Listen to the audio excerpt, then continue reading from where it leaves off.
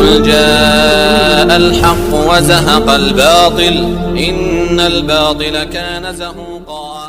إن الحمد لله نحمده ونستعينه ونستغفره ونعوذ بالله من شرور أنفسنا ومن سيئات أعمالنا من يهده الله فلا مضل له ومن يضلله فلا هادي له وأشهد أن لا إله إلا الله وحده لا شريك له وأشهد أن محمدًا عبده ورسوله أما بعد فإن خير الحديث كتاب الله وخير الهدي هدي محمد صلى الله عليه وسلم وشر الأمور محدثاتها وكل محدثة بدعة وكل بدعة ضلالة وكل ضلالة في النار.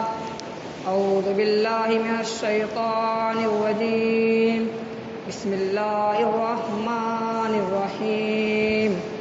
واستعينوا بالصبر والصلاة وإنها لكبيرة إلا على الخاشعين.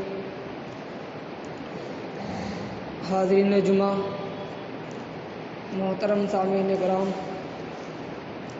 تمام قسم کی تعریف و تنقیر بزرگی اور بڑائی اس اللہ رب العالمین کے لیے جو خالق و کائنات مالک و ارض و ثنا ہے، جس نے ہم سب کو پیدا کیا اور پیدا کرنے کے بعد یوں ہی بیکار نہیں چھوڑ دیا، بلکہ ہماری رہنمائی کے لیے برابر انبیاء اور رسول بھیجتا رہا۔ درود و سلام نازل ہو تمام نبیوں اور رسولوں پر، خصوصاً آخری نبی، آخری کڑی جناب محمد مصطفیٰ صلی اللہ علیہ وسلم پر۔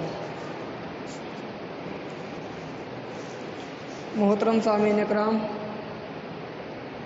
ملک کے حالات کسی سے مخفی نہیں، ہر انسان جانتا ہے آج ملک میں کیا چل رہا ہے۔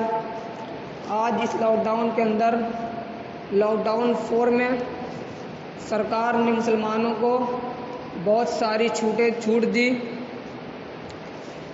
اس چھوٹ کو سرکار نے دیا ہے تو لیکن مسلمانوں سے یہ اپیل ہے کہ وہ کوئی ایسا کام نہ کریں جس سے سرکار کو، پولیس والوں کو یہ کہنے کا موقع ملے آج مسلمان ہی کی وجہ سے یہ وبا بہت زیادہ پھیل رہی ہے۔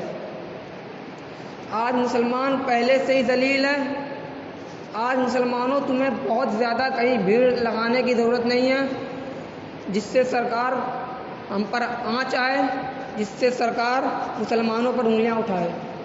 وہ امت، جس امت کو اللہ رب العالمین نے کنتم خیر امۃ اخرجت للناس تأمرون بالمعروف وتنہون عن المنکر سے تعبیر کیا، آج وہ امت ذلیل ہے، آج اس امت کا مسلمان ذلیل ہے۔ لیکن سوال یہ بھی ہے، ذلت و رسوائی کی کون سی ایسی قسمیں ہیں جس میں مسلمان مبتلا نہیں ہے؟ آج اتنی ساری مصیبتیں آ رہی ہیں لیکن پھر بھی آج مسلمان وہی کام کر رہا ہے جو پہلے کرتا آ رہا تھا۔ آج جوا کھیلنے والے جوا کھیل رہے ہیں، آج شراب کی دکانیں کھلی ہوئی ہیں، شراب کے اڈوں پر آج مسلمان کی لائن لگی ہوئی ہے۔ آج مسلمان ذلیل ہے، تو مسلمانوں اللہ رب العالمین سے اپنی ذلت و رسوائی کی دعا کرو، اللہ سے دعا کرو، اللہ رب العالمین ہمیں ہماری عزت پھر سے لوٹا دے۔ اللہ رب العالمین قرآن مجید میں ایک آیت کریمہ کے اندر فرماتا ہے، قُلِ اللَّهُمَّ مَالِكَ الْمُلْكِ تُؤْتِي الْمُلْكَ مَن تَشَاءُ۔ اے نبی آپ دعا کیجئے۔ اس آیت کریمہ میں اللہ رب العالمین نے عزت اور ذلت کو اپنی مشیت پر موقوف دیا ہے۔ اللہ فرماتا ہے، قُلِ اللَّهُمَّ مَالِكَ الْمُلْكِ تُؤْتِي الْمُلْكَ مَن تَشَاءُ۔ اے نبی آپ دعا کیجئے، اللہم مالک الملک، اے اللہ تو بادشاہ ہے، ساری کائنات کا مالک ہے، ساری دنیا کو چلانے والا ہے۔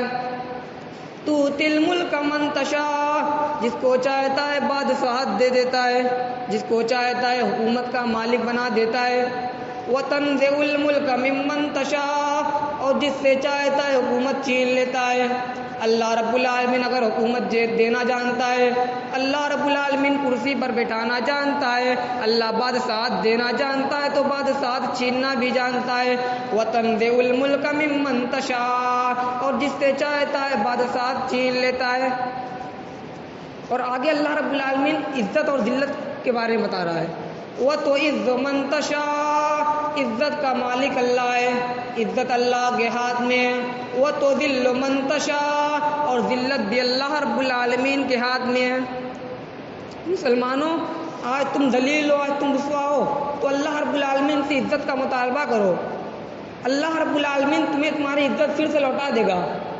اللہ رب العالمین قرآن مجید میں سورہ فاطر کے اندر فرماتا ہے، من کان یرید العزت فللہ العزت جمیعا، میرے بندوں اگر تم دوبارہ زمانے میں معزز ہونا چاہتے ہو، اگر تم دوبارہ اپنی عزت کو بحال کرنا چاہتے ہو، فللہ العزت جمیعا، ساری کے ساری عزت اللہ کے ہاتھ میں ہے، اللہ سے لو لگا لو، اللہ سے اپنا رشتہ مضبوط کر لو، اللہ سے دعائیں کرو، اللہ رب العالمین تمہیں تمہاری عزت پھر سے لوٹا دے گا۔ جب تک ہم اللہ کے دین پڑھتے ہم دنیا میں معزز تھے، ہم زمانے میں معزز تھے، لیکن جب ہمارا ایمان کمزور ہوتا چلا گیا تو اللہ رب العالمین نے ہم سے عزت چھین لی، ہم بے عزت ہو گئے، ہم بے ویلو ہو گئے۔ آج ملک کی حالات اتنی بیکار ہے، تو مسلمانوں تم اللہ سے توبہ و استغفار کرو۔ اللہ رب العالمین خود کہتا ہے، یا ایھا الذین آمنوا توبوا الی اللہ توبۃ نصوحا، اے مسلمانوں، اے ایمان والوں، اللہ رب العالمین سے سچی توبہ تو کرو، اللہ سے توبہ تو کرو، وہ تمہاری توبہ کو قبول فرما لے گا۔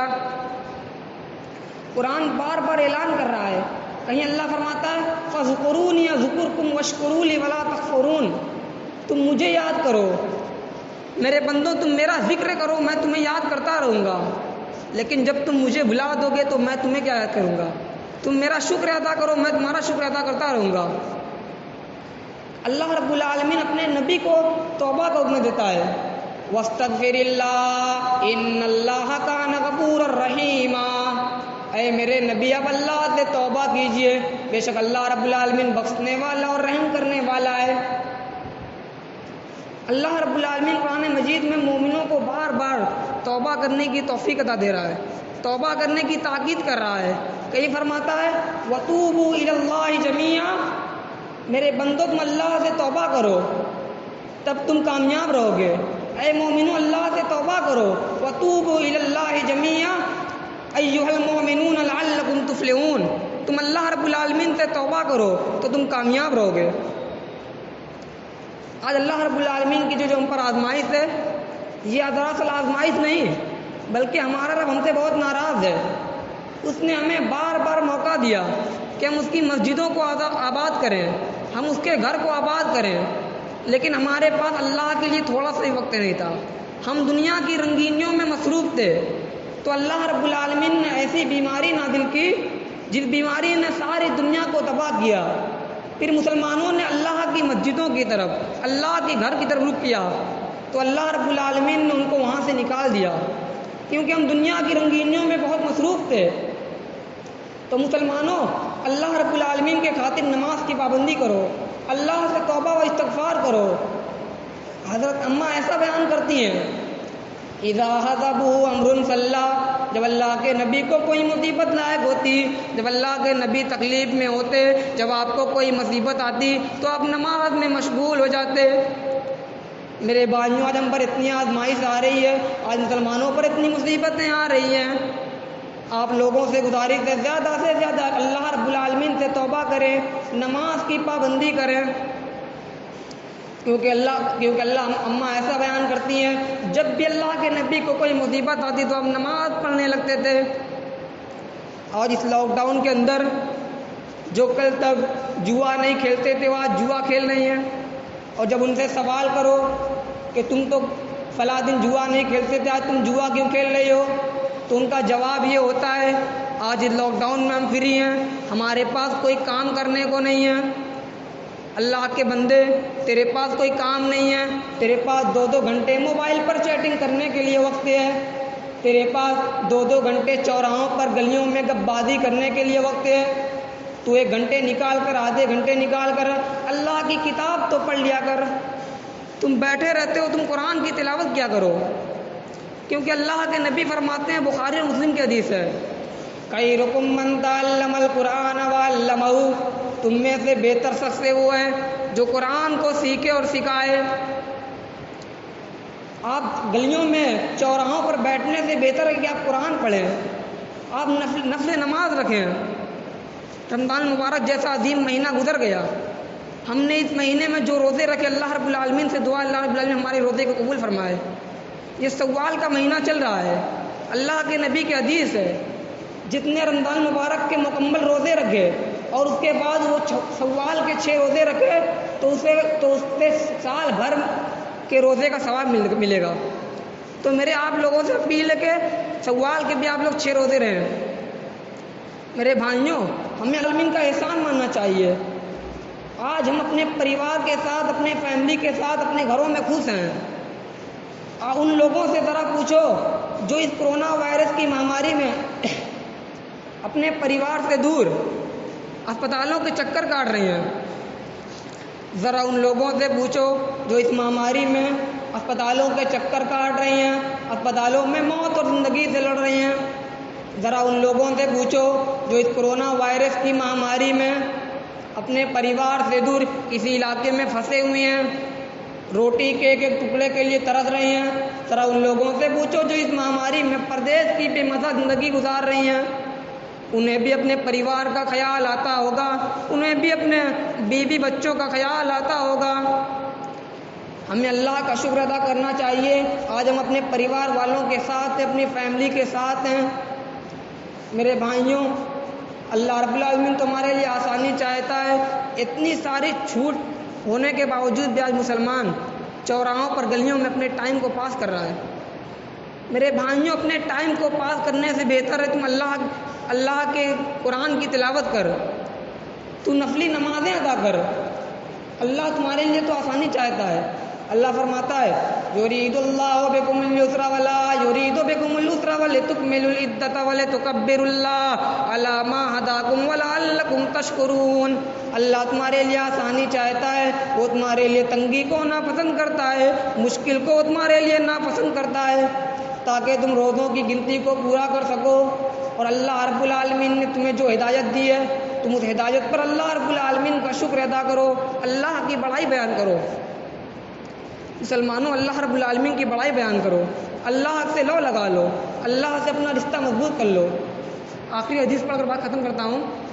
آج مسلمان تم ذلیل ہو، تم رسوا ہو، تو اس کی وجہ یہی ہے، تم نے اپنی زندگی کا مقصد صرف دنیا کو بنا لیا ہے، صرف پیسہ کمانا اور تمہاری زندگی کا مقصد ہے۔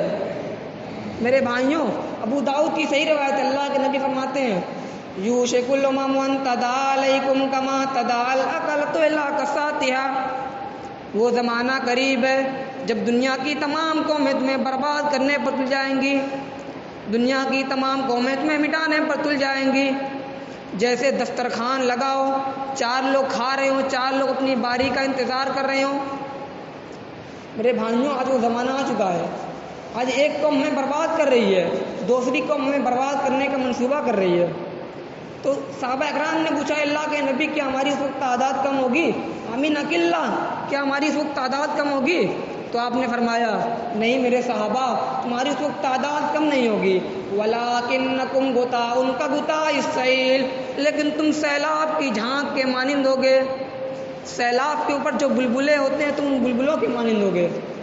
مسلمانوں کی تعداد بہت کم ہے، تعداد بہت زیادہ ہے، لیکن پھر بھی آج مسلمان ذلیل ہے، مسلمان رسوا ہے، یہ سب اس کے اپنے آپ کی کرتوت کی وجہ سے ہے۔